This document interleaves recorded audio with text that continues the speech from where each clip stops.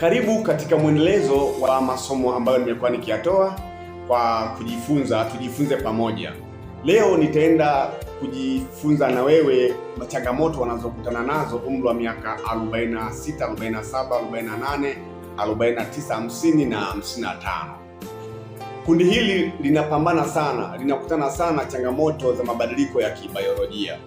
Kwa upande wa kina mama wanakutana sana na kukoma menopause. Lakini anapokoma menopause, hii tayari inakwenda kumletea shida kichwani kwake, kwa sababu ni issue ambayo hajakutana nayo tokea amekuwa. Ni issue ngeni kwake, inamletea mshtuko kidogo. Kitendo cha kumletea mshtuko mama huyu tayari kisaikolojia hawezi kuwa sawa. Maswali yanakuwa mengi na si ajabu atakosa usingizi akihisi kwamba sasa labda ameugua au anataka kwenda hospitali. Ni kwa nini hali hii imemkuta? Nikwambie tu ni hali ya kawaida katika umri huo kwa upande wa kina mama. Swala la kukoma menopause ni umri pia na wenyewe, ni biolojia tu, mwili umekwenda kubadilika. Lakini pia kupungua kwa nguvu za kufanya kazi. Mwili huu kadri jinsi unavyozidi kuwa mtu mzima ndivyo jinsi misuli inakosa uwezo wa kupambana na vitu vizito.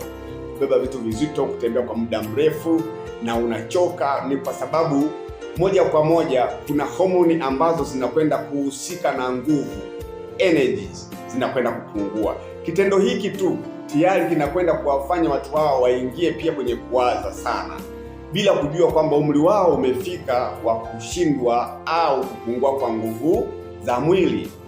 Naposema kupungua kwa nguvu za mwili, kwa ujumla zinakwenda mpaka kupungua kwenye uwezo wa kufanya tendo lao la ndoa kwa wote wawili. Upande wa kina mama kuna homoni inapungua, inaitwa estrogen hormone. Inapopungua hii, hata ile hamu na uwezo wa kutenda tendo la ndoa unapungua. Unaweza ukakuta anamaliza wiki mbili mpaka tatu na mpaka mwezi na wala hafikirii. Ni kwa sababu automatic estrogen hormones zimekwenda kuwa chini kwa upande wa kina mama. Hii na yenyewe inaenda kuwaletea shida, kwa sababu anakosa kabisa ile hamu ya kuwaza, hata ile uwezo wa kufanya tendo la ndoa. Upande wa kina baba pia kuna homoni inakwenda kupungua, testosterone. Hii homoni inahusika sana matendo ya nguvu na tendo la ndoa kwa upande wa kina baba. Kwa hiyo sasa homoni hii inapopungua pia unamkuta mbaba anaweza akamaliza wiki mbili hajapata hata ule hamu ya kwenda kushiriki tendo la ndoa na mwenza wake. Hii na yenyewe sasa inaenda kuleta shida kichwani kwao, kwa sababu wanaanza kujiuliza, hii hali imetokea kwa sababu gani? Kwa nini sasa hivi inakuwa niko na hali hii? Ndugu yangu, ni hali ya kawaida kwenye umri wako. Ndugu yangu, ni hali ya kawaida sana, kwa sababu zile homoni zimekwenda kushuka zinazohusika na matendo ya kushiriki tendo la ndoa.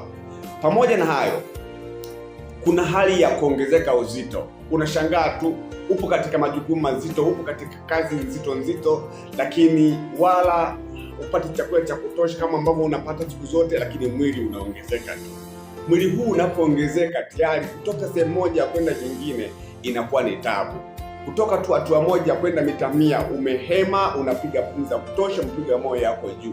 Hali hii pia inawasumbua sana umri huu.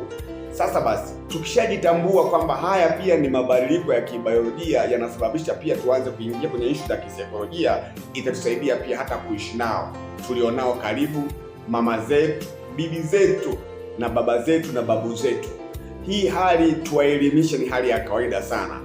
Nikwambie tu, kila mtu Mungu akimjalia atafika huko, na ukifika huko basi ujue kabisa kuna baadhi ya vichocheo vitaanza kupungua, na vitakapopungua visikuletee shida kichwani kwako kwamba sasa nimeanza kubadilika, mbona sasa hivi siendi kama nilivyokuwa nakwenda zamani, mbona sasa hivi siwi hivi kama nilivyokuwa nakwenda zamani.